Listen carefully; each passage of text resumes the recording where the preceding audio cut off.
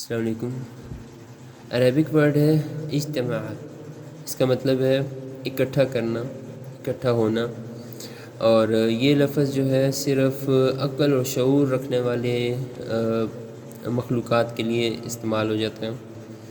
آپ لوگ قرآن مجید دیکھیں، سورہ الاسراء سورہ نمبر 17، اس کی آیت نمبر 88 ہے۔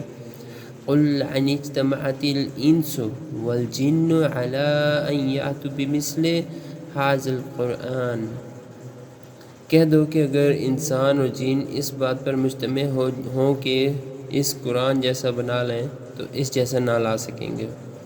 یہاں پہ ورڈ یوز ہو رہا ہے اجتماعتی، گیدرڈ، تو یہ ورڈ تھا اجتماع، اکٹھا کرنا، اور خاص طور پر جو عقل و شعور رکھنے والی تمام مخلوقات ہیں۔